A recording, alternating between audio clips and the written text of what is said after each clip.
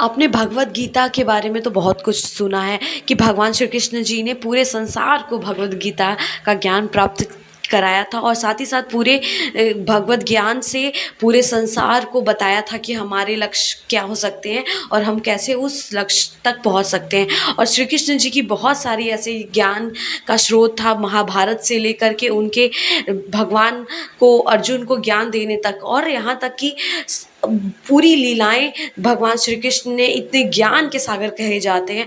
तो आपको पता है कि जो श्री कृष्ण जी के जो गुरु थे, जो उनको ज्ञान प्राप्त हुआ था, वो कहाँ से हुआ था? तो श्री कृष्ण जी का जो ज्ञान प्राप्त हुआ था, ये उनके गुरु का नाम था संदीपनी। और संदीपनी जी जो थे वो मध्य प्रदेश में रहते थे और वहाँ पर उनकी एक आश्रम थी, कुटिया थी।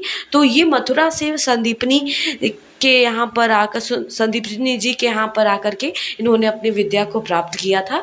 और सबसे बड़ी बात ये कि श्री कृष्ण जी इतने ज़्यादा कम उम्र के, इतने ज़्यादा वो, उनका जो इंटेलेक्ट था वो इतना ज़्यादा स्ट्रांग था, उनकी तीव्रता दिमाग की इतनी ज़्यादा थी। इन्होंने 64 दिन के अंदर 64 कलाएँ सीखी थी। तो वैसे तो ये मामूली बात बिल्कुल भी नहीं है कि आप एक दिन के अंदर पूरी एक कलाएँ सीख जाएँ, पूरी एक कलाओं के बारे में सीख जाएँ। और यहाँ पर अलग-अलग जगहों पर अलग-अलग जगह पर अलग-अलग जो 64 कलाओं के बारे में बताया गया है। और जैसे ही आप एंटर जाते हैं तो वहाँ पर पूरे विश्व में कहीं भी आपको श्री कृष्ण जी की बैठी हुई प्रतिमा नहीं दिखती है, लेकिन सिर्फ एक ऐसा संदीपनी आश्रम है जहाँ पर आपको श्री कृष्ण और भगवान बलराम और उनके दोस्त सुदामा जी की बैठी हुई प्रतिमा है। और क्योंकि ये एक आश्रम था, यहाँ एक पाठशाला था जहाँ पर ये बैठ करके अपने ज्ञान को अर्जित करते थे। जैसे जैसे हम अंदर जाते हैं आश्रम में, पूरे एक बहुत अच्छी प्रतिमा वहाँ पर बनाई भी गई है। और जैसे जैसे हम अंदर जाते हैं तो आप देखते हैं कि एक मल्टी कलर का रूम्स होते हैं जहाँ पर अलग अलग वॉल पर बहुत ही सुंदर पेंटिंग्स बनाई रहती हैं। और ये पेंटिंग्स अगर आप कामली बैठ करके देखते हैं तो आपको ये पता चलेगा कि ये जो पेंटिंग्स हैं यहाँ पर एक एक ज्ञान के बारे में बताया गया है, जो इस आश्रम के कोने कोने में बसा हुआ है अध्यात्म का। और यहाँ पर जो अध्यात्म की ऊर्जा है इस कोने, आश्रम की कोने कोने बसी हुई है।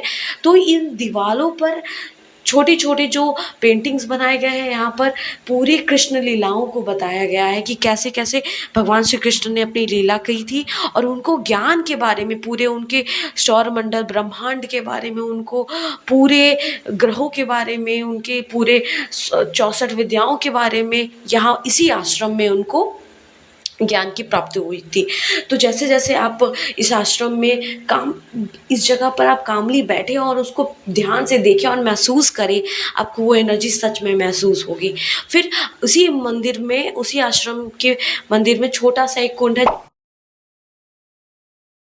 संदीपनी जी ने सारी पवित्र नदियों को आमंत्रित किया था कि वो आकर के उनके शिक्षार्थियों को, उनको दर्शन दे सके और वो उनका लाभ ले सकें, उनके ज्ञान के स्रोत का लाभ ले सकें और अपने अपने जीवन को धन्य कर सकें। तो यहाँ पर इस कुंड का महत्व ये है।